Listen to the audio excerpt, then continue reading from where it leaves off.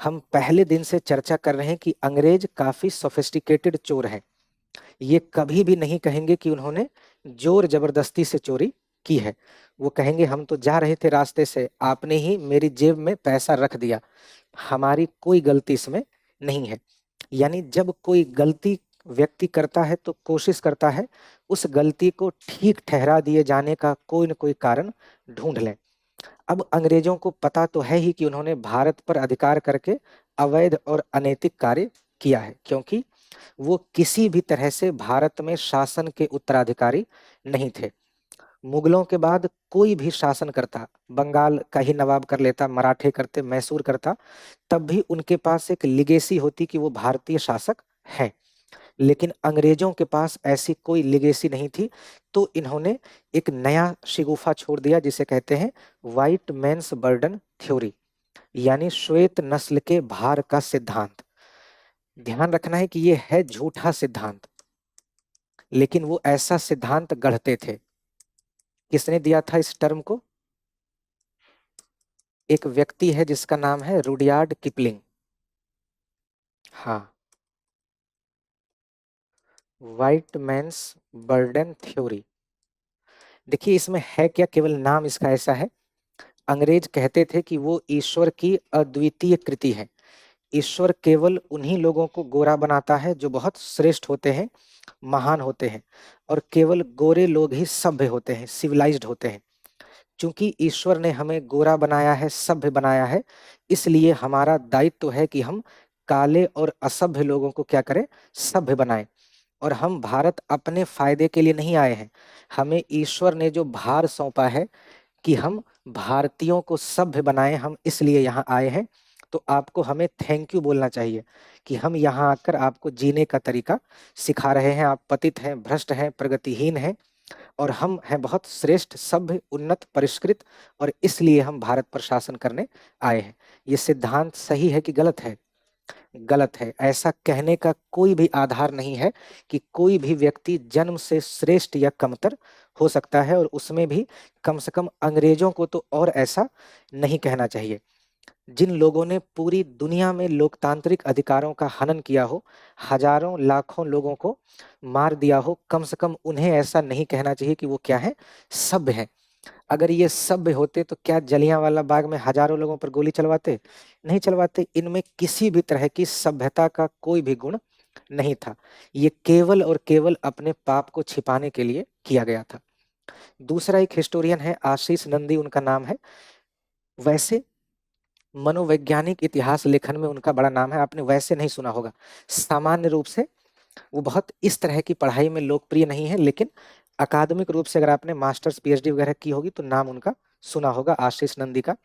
उनकी एक बहुत फेमस किताब है इंटीमेट एनिमी, जो कि उन्होंने कोलोनियलिज्म पर लिखी है, और दर्शाया है कि कैसे उपनिवेश और उनकी जनता के हित तय होते हैं।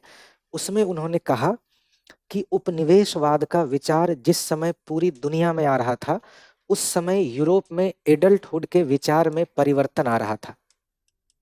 अब देखिए ये है क्या, एडल्टहुड का विचार क्या है, केवल इसको समझ लीजिए। देखिए माना ये जाता था यूरोप में, लिख लेंगे, अभी इसकी बहुत आवश्यकता नहीं, केवल समझ लीजिए, सीधे सीधे तो आपसे पूछेंगे नहीं।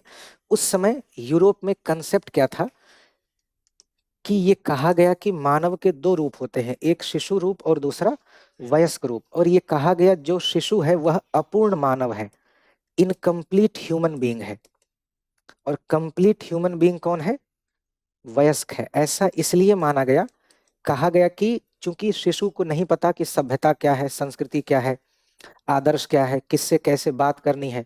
जैसे आप किसी बड़े से वैसे बात नहीं करेंगे। मान लेते हैं आपके हाथ में पानी का बोतल है, कोई बड़ा है तो उसके मुंह पे फेंक तो नहीं देंगे, बच्चा है तो फेंक भी सकता है, उसका जैसा मन करेगा वैसा कर सकता है। यानी उनमें सभ्यता के गुण वैसे नहीं होते हैं जैसे बड़ों में होते हैं। ऐसा हमारी संस्कृति में नहीं माना जाता है। हमारी संस्कृति में मानते हैं हर व्यक्ति जन्म से ही कैसा है, कंप्लीट ह्यूमन बीइंग है। ये केवल फेज की बात है। यूरोप में मानते थे कि ये है अपूर्ण मानव, ये है पूर्ण मानव, और अपूर्ण से पूर्ण होगा कैसे, तो समाजीकरण के माध्यम से। समाजीकरण किसे कहते हैं? जिस भी तरह से हम पलते बढ़ते हैं, यानी चाहे परिवार से शिक्षा मिले, दोस्तों से मिले, स्कूल से मिले, धीरे धीरे जब हम यह सीख पाते हैं कि मूल्य क्या है, आदर्श क्या है, अच्छा नागरिक कैसे बनते हैं, इत्यादि इत्यादि, हमारे कर्तव्य क्या हैं, दायित्व क्या हैं, इसी प्रोसेस को कहते हैं समाजीकरण।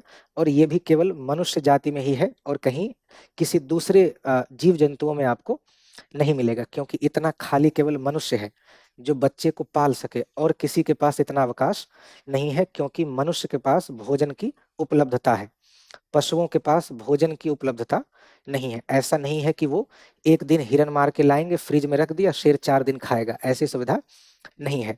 तो इसलिए वहां ऐसा अवकाश नहीं है कि बच्चों को सिखा पाए।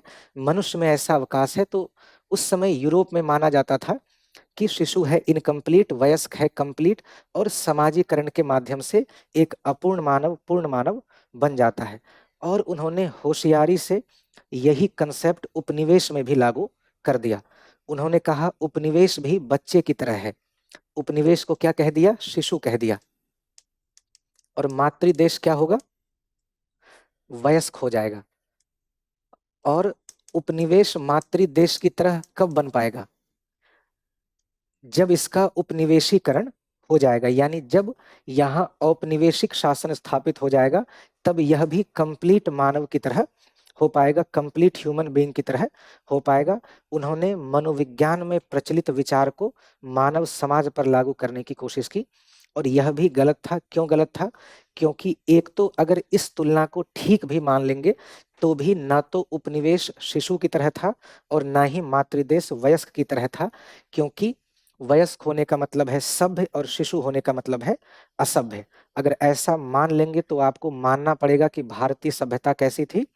असभ्य थी। और ऐसी ठीक नहीं थी, नहीं थी।